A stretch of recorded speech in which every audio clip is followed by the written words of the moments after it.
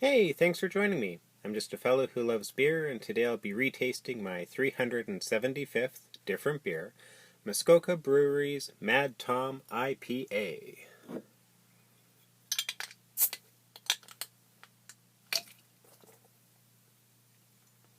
That was a hideous fail as it ripped the cap apart. There's our nice little lawn chair. I smell like a wonderful citrus explosion right now. Anyway,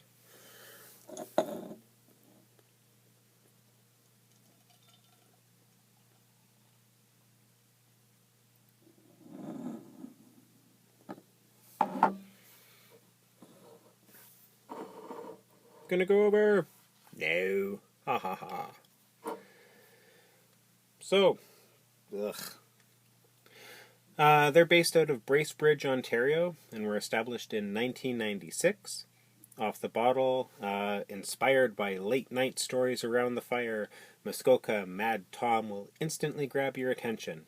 Dry hopped with Chinook and Centennial hops, this IPA has a vibrant aroma, depth of flavor, and crisp citrusy undertow like no other. So brace yourself and crack one open for old Mad Tom.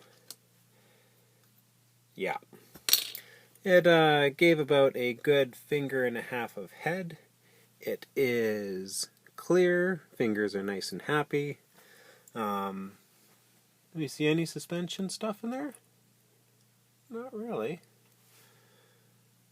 Head is a little bit off-white, a little bit, I want to say, a very, very, very, very light orange or light tan. Nice healthy bubbles in it. It's dying back down now, though.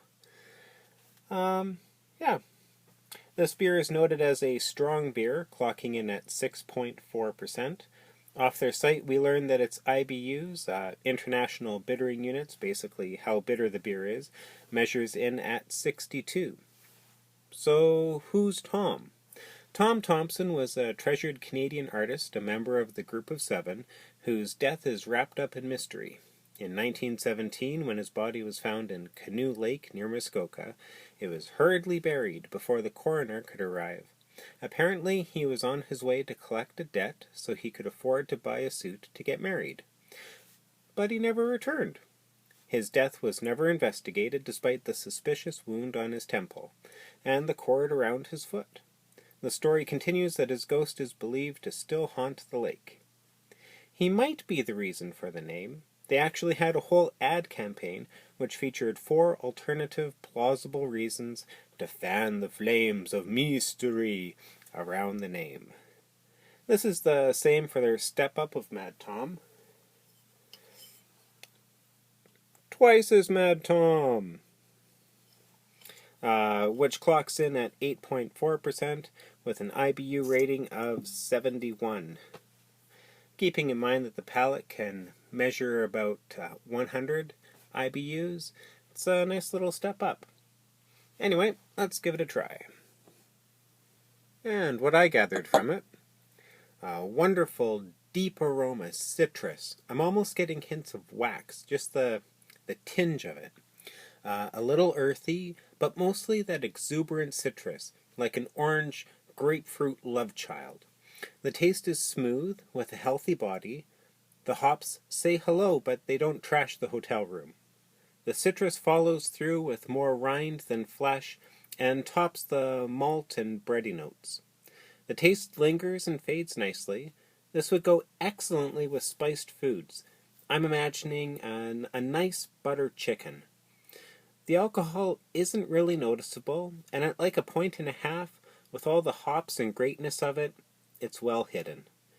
On my metric system, I'll give it a 1. It's good, and I would get it again if something better wasn't in the way. Cheers. Oh, I'm just going to point out the happy little drowning dude. Help me! And I'm drowning in that epic of a failed opening. There's that bottle cap again. Weird.